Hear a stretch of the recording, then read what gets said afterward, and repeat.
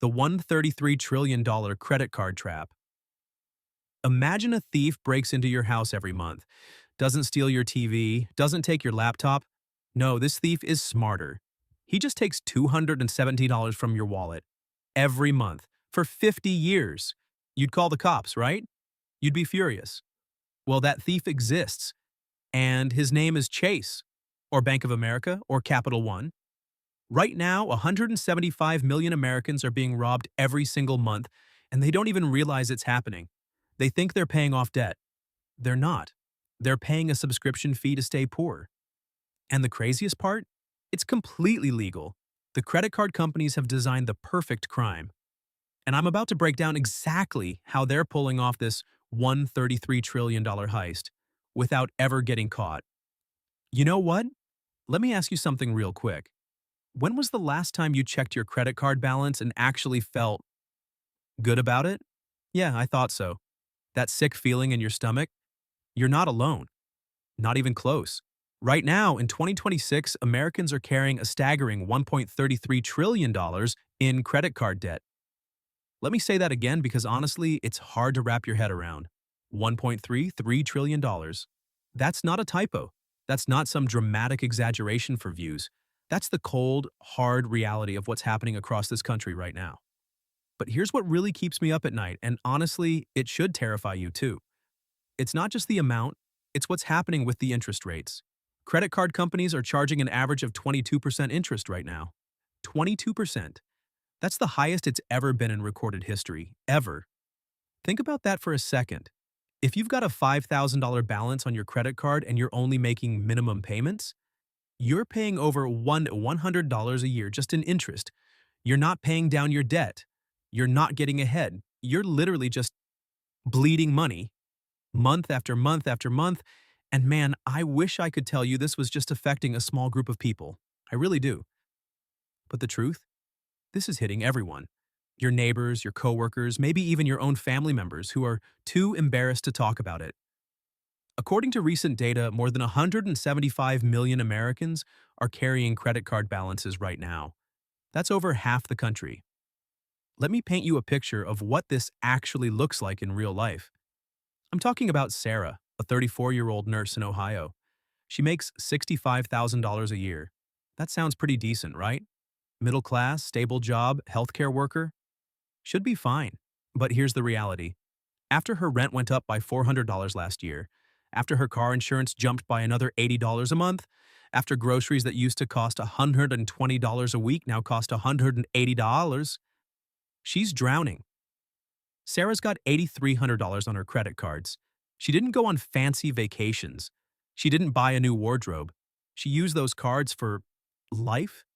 For the emergency room visit when she twisted her ankle, for the car repair that couldn't wait, for groceries when her paycheck ran out 3 days before payday, for her daughter's school supplies and winter coat.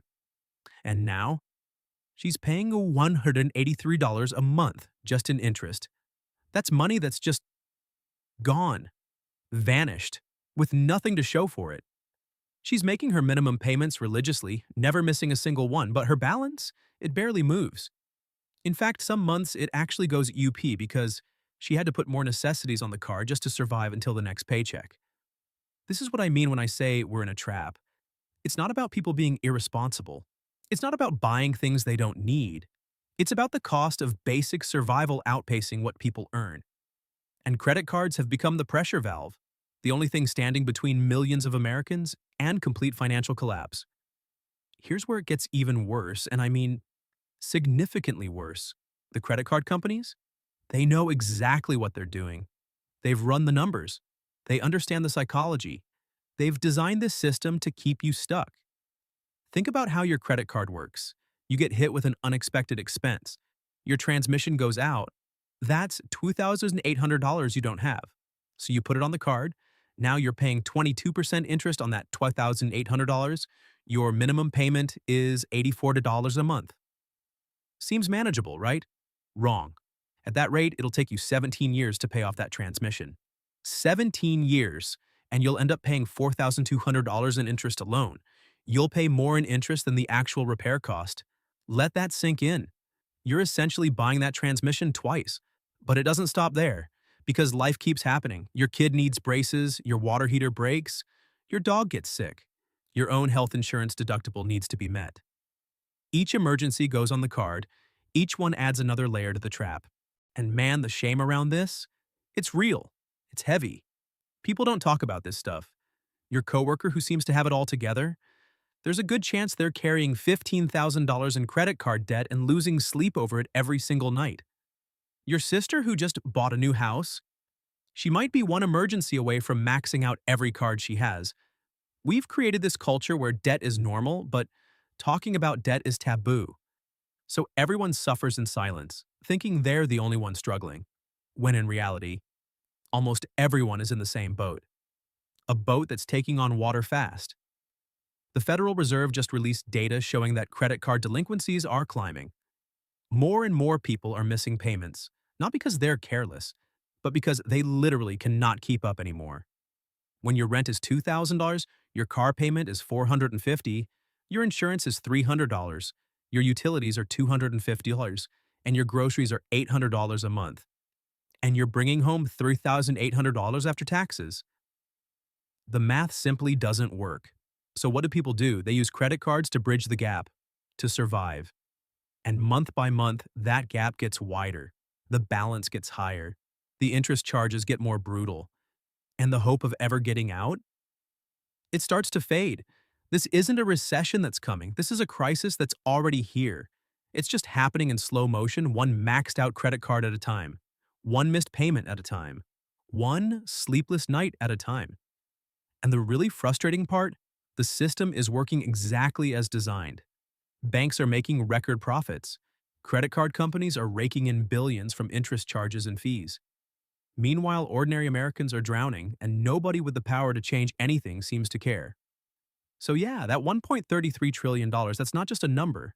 That's millions of people trapped in a system that's rigged against them. That's families choosing between paying down debt and putting food on the table. That's the American dream being choked out by 22% interest rates. And we're just getting started understanding how deep this crisis really goes. All right, so now you understand the scale of this disaster. But here's what most people don't get. And honestly, what the credit card companies pray you never figure out. The actual mechanics of how they're keeping you trapped. And when you see these numbers laid out, man, it's going to make you angry, really angry. Let me show you something that'll blow your mind. Let's say you've got a credit card with a $10,000 balance at 22% APR. Pretty common situation in 2026, right? Your minimum payment is probably around $300 a month. Seems reasonable. You think, okay, I can handle $300 a month. I'll get this paid off eventually. Want to know how long eventually actually is? Try 54 years. 54 years. You'll be making payments until you're ready to retire. And get this, you won't pay just $10,000. Oh no, you'll pay $43,000 total. You're paying more than 4 times what you borrowed. For what? For groceries you ate 3 years ago? For a car repair you can barely remember? But wait, it gets worse. Way worse. Because here's the dirty little secret the credit card companies don't advertise. That $300 minimum payment? In the first year, only about $83 of that actually goes toward your balance. The other $217, pure interest. You're literally watching your money evaporate. Month after month, you're paying them hundreds of dollars just for the privilege of owing them money. And you know what really grinds my gears? The minimum payment trap is designed specifically to keep you in debt forever. Let me explain how absolutely brilliant and evil this is at the same time. When you first get that credit card statement, you see 2 numbers, the total balance, which feels overwhelming and scary, and then you see the minimum payment, which feels manageable, achievable, safe. Your brain latches onto that smaller number because it feels like you're handling your responsibility. You're not defaulting. You're being a good customer. But that's exactly what they want. By making those minimum payments, you become their most profitable customer. You're reliable. You pay on time.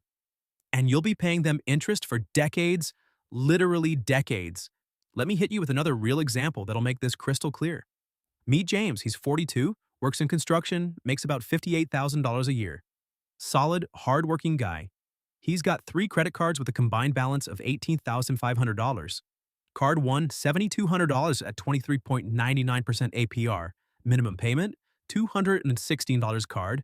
2, $6,800 at 21.49% APR. Minimum payment, $204 card. 3, $4,500 at 24.99% APR. Minimum payment, $158. Total minimum payments, $578 a month. James is paying $578 every single month and feeling like he's being responsible. But here's the gut punch.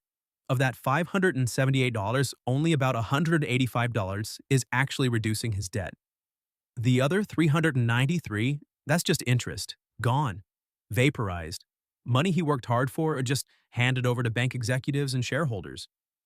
At this rate, James will be paying off these cards for the next 28 years. He'll pay over $51,000 in total. For what? For debt he accumulated over 3 years when his wife got sick, and they had medical bills, when his truck needed a new engine, when his daughter needed help with college textbooks. And here's the really messed up part. James can't pay more than the minimums most months because, well, life keeps happening. His rent went up, his insurance doubled, gas prices are crazy, groceries cost a fortune now. That $578 in minimum payments is already stretching him thin. Some months he has to choose between paying extra on the cards or putting gas in his truck to get to work. This is what I mean by a trap. It's not stupidity, it's not irresponsibility.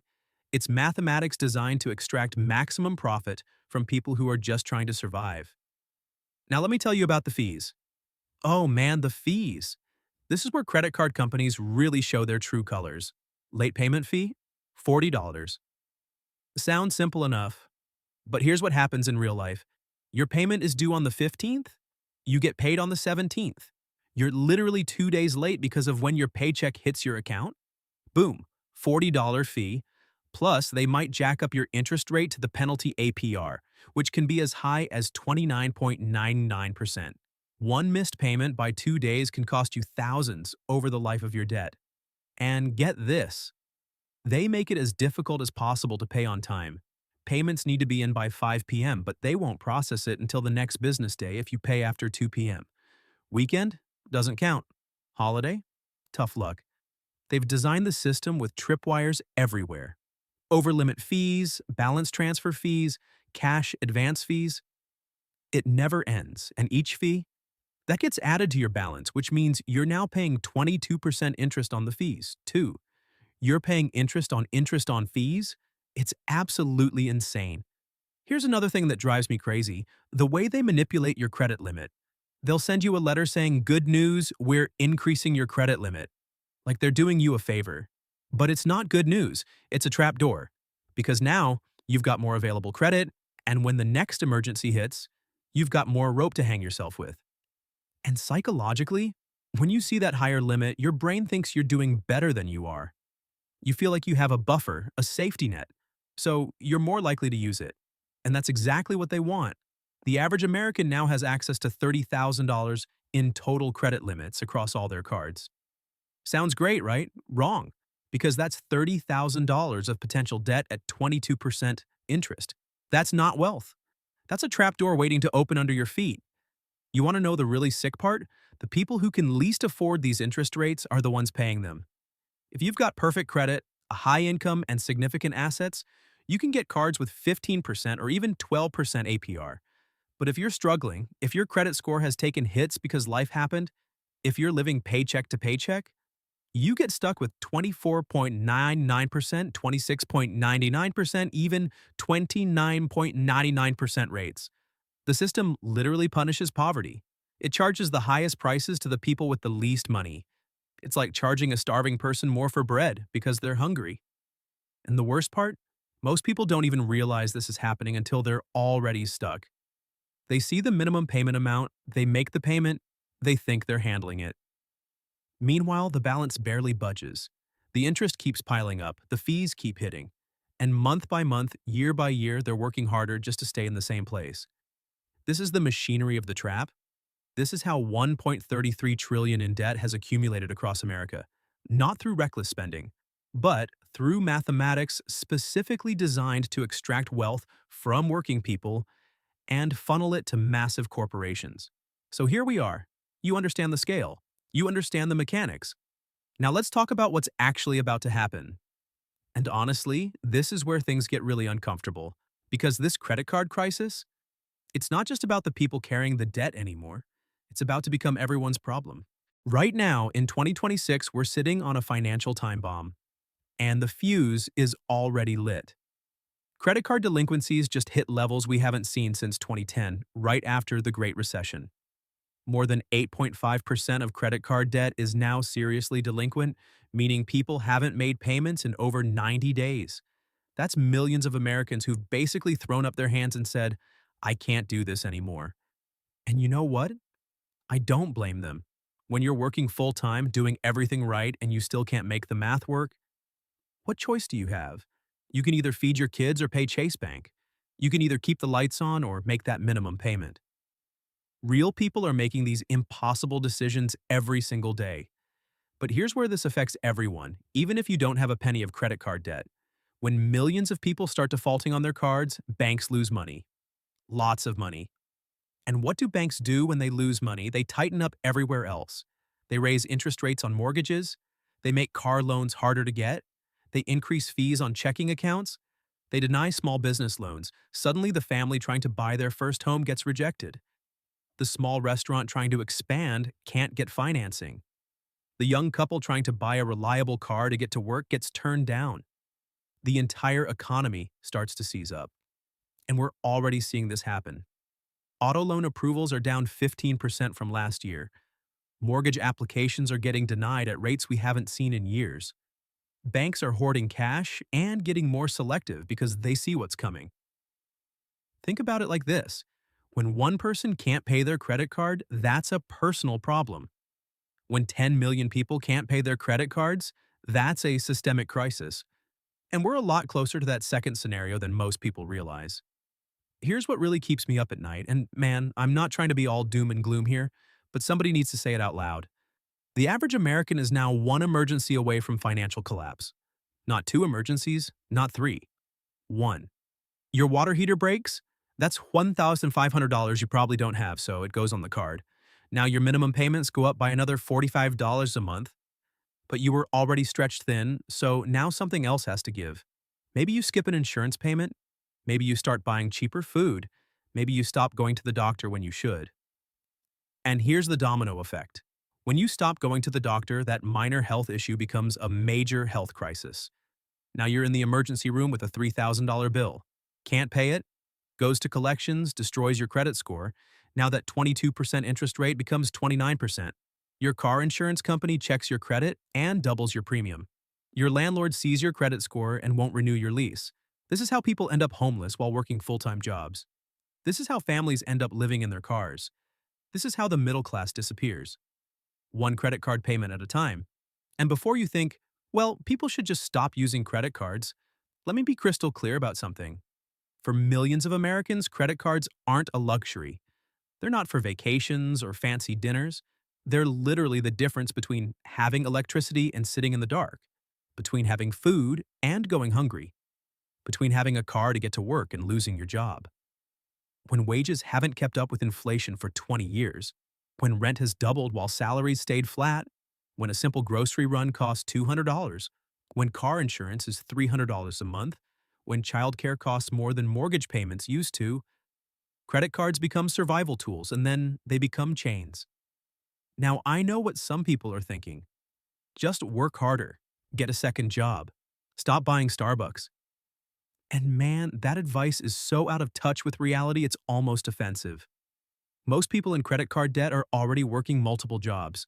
They already cut out everything that isn't essential. They're already doing everything right and it's still not enough. The problem isn't individual responsibility. The problem is systemic. When the entire economic structure is rigged to extract wealth from working people, when wages stagnate while costs explode, when healthcare can bankrupt you, when education costs a fortune, when housing is unaffordable, of course people end up in debt. The system is designed to create debt. So what's the solution? Honestly, there isn't an easy one. But here's what needs to happen, and I mean desperately needs to happen. First, interest rate caps. Other countries do this. Canada caps credit card interest at 18%. Many European countries cap it even lower. There's no reason credit cards should be allowed to charge 29.99% interest. That's not lending, that's predatory. Second, we need real wage growth. Not just minimum wage increases, but across the board wage growth that actually matches inflation and productivity. If wages had kept up with productivity over the last 40 years, the average worker would be making $30,000 an hour right now, not $17. Third, we need serious consumer protections. Ban the worst fees. Require clear disclosure of how long debt will actually take to pay off. Stop banks from manipulating payment due dates. Make minimum payments actually meaningful. But here's the real talk. None of that is happening anytime soon. The credit card lobby is too powerful. The banks have too much influence. Politicians on both sides take too much money from financial institutions to rock the boat. So, what can you do right now, today, to protect yourself? If you're in credit card debt, stop making just minimum payments if you possibly can. Even an extra $20 a month makes a massive difference over time. Focus on the highest interest rate card first. Pay that one off, then move to the next. If you're not in credit card debt, build an emergency fund. I know that's hard. I know money is tight. But even $500 in savings can be the difference between handling an emergency and spiraling into debt. And most importantly, talk about this. Stop letting shame keep this crisis in the shadows. Talk to your family, your friends, your coworkers. The more people understand how this system works, the more pressure we can put on the people in power to actually fix it. Because here's the bottom line. That $133 trillion in credit card debt, it represents millions of Americans trapped in a system designed to keep them poor. It represents families choosing between food and debt payments. It represents the slow-motion collapse of financial security for ordinary people. This isn't sustainable. Something has to give. And when it does, we'll all feel it. The question is, will we be ready?